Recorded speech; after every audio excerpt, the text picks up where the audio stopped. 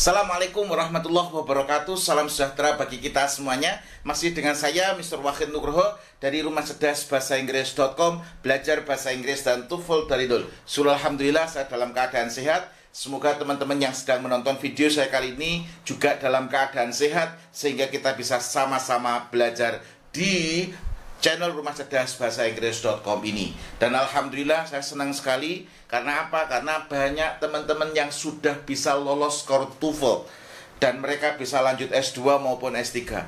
Dan alhamdulillahnya banyak yang lolos beasiswa. Ini yang membuat saya senang dan semakin semangat membuat konten tentang bagaimana cara cepat mengerjakan soal TOEFL.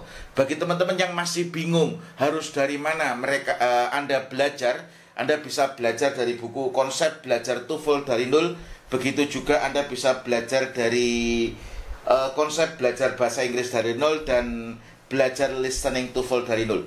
Jadi buku-buku yang saya tulis ini semuanya sudah disertai e-course.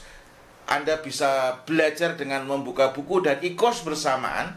Setelah itu Anda kerjakan latihannya dan Anda tonton video pembahasannya. Jadi ada video materi, ada video pembahasan soalnya, lengkap. Anda bisa pelajari dimanapun Anda berada. Tapi kalau Anda ingin belajar langsung dengan saya, Anda bisa datang ke Klaten untuk belajar bagaimana cara belajar bahasa Inggris dan TOEFL dari nol. Karena kita sifatnya kelasnya itu adalah intensif, seperti berada di pesantren. Jadi kita belajarnya pagi, kita belajarnya sore, kita belajarnya malam. Sehari bisa 3-4 kali untuk memisahkan Anda bisa belajar bahasa Inggris dan TOEFL dari nol. Untuk menyingkat waktu, mari kita langsung lanjutkan ke materi selanjutnya. Untuk bedah TOEFL Structure and Written Expression bagian 37. Nah, ini di bagian ini saya akan mengajarkan kepada Anda tentang pola-pola yang ada dalam inversi. Jadi pola dalam inversi itu sangat banyak sekali. Kalau di buku Konsep Belajar TOEFL dari Nol, ini ada di bab 27. Nah, di situ banyak sekali. Nanti Anda harus hafalkan pola-pola yang ada dalam inversi. Nah, oke, ini ada bab 20 di bab 27. Nah, rumus TOEFL-nya adalah perhatikan dan catat pola inversi, hafalkan. Ini sangat penting karena kalau Anda tidak mengetahui, ini bisa menjadi salah.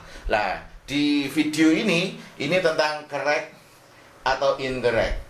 Ini tentang correct or incorrect. Kenapa kok harus correct or incorrect? Karena perlu teman-teman ketahui bahwasanya di TOEFL itu nanti ada structure and written expression, di mana ada 15 soal itu Anda disuruh cari yang benar atau correct. Di 25 soal di nomor 16 sampai 40 atau 25 soal itu tentang incorrect. Anda harus benar, correct atau incorrect. Oke, untuk menyingkat waktu, mari kita langsung bahas soal nomor 1 sampai nomor 10. Ini tentang pola-pola inversi. Nah, kita harus belajar itu. Oke, the town council is not sure. Nah, di situ the town council ini adalah subjek. Nah, is not sure, is not ini linking verb. Sure ini adalah apa? Complement. Lah, why? Lah, why ini adalah question word. Question word. Anda harus tahu ini adalah bentuk question word. Karena ini babnya adalah tentang apa? Inversi. Ini adalah bentuk inversi. Nah, Anda harus tahu bahwasanya why ini adalah pertanyaan. Sorry, tulis sini ya. Pertanyaan atau pernyataan. Anda harus tahu ini adalah pertanyaan atau pernyataan. Nah, sedangkan di sini ini adalah titik. Kalau titik ini berarti adalah pernyataan. Nah, ini adalah pernyataan. Kalau pernyataan rumusnya bagaimana, Sir? Kalau pernyataan berarti question word, subject dan verb. Jadi rumusnya adalah question word, subject dan verb. Nah, di sini ternyata ini adalah question word, auxiliary. The land developer ini adalah subject, ini adalah verb. Berarti ini adalah incorrect. Harusnya bagaimana? Harusnya have-nya tidak di sini. Harusnya bagaimana? Why the land developers di sini harusnya have changed their plans. Harusnya have changed their plan. Nah, ini bentuk apa? Ini adalah bentuk pernyataan. Ini pertanyaan ya, ini pernyataan. Pernyataan. Kalau pernyataan berarti ini adalah bentuk apa? Statement. Ini adalah bentuk statement. Kalau statement berarti question word, subject dan verb. Ini salah berarti ya. Soal nomor 2 ada never. Ini never. Perlu teman-teman catat, di sini ada never. Never itu berarti negative expression. Ketika negative expression itu berada di awal kalimat, maka harus diinversi. Lah, never in the word. Lah, ini berarti juga incorrect. Harusnya bagaimana? Harusnya di sini adalah did I believe. Did I believe? Never in the word. Never in the word. Did I believe that this would happen? Nah, di sini harusnya did I believe. Ini bentuk inversi. Kenapa? Karena ada negative expression berada di awal kalimat. Ini adalah auxiliary subject. Ini adalah verb. Nah, ini adalah bentuk inversi. Kemudian soal nomor 3. The day might have been a little more enjoyable had the sun been out a little more. Lah, ini bentuk apa?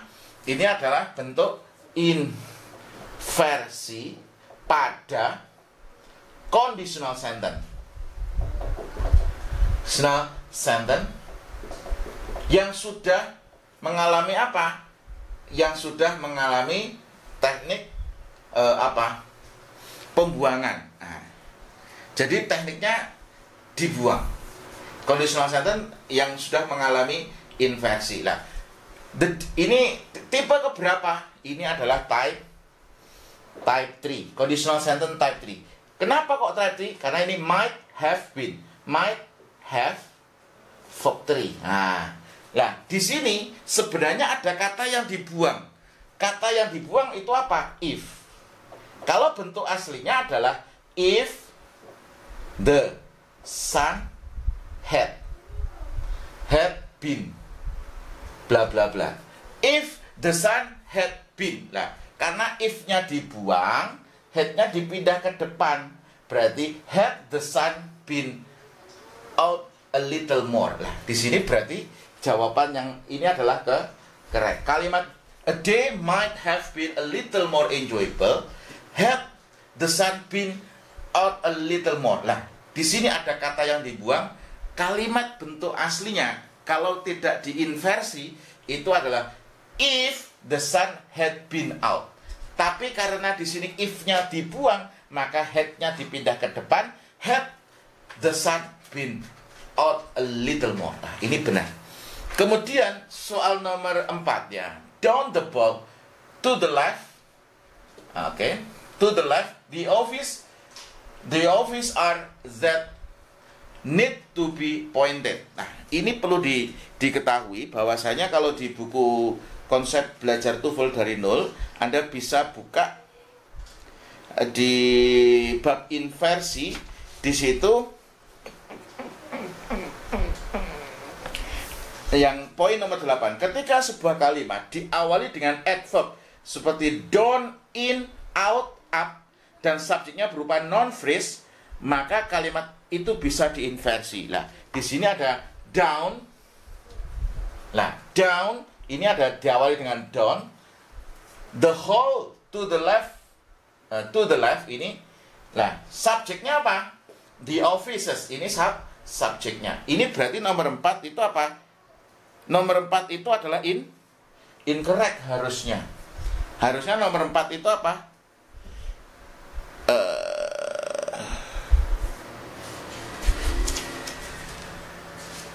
Nomor 4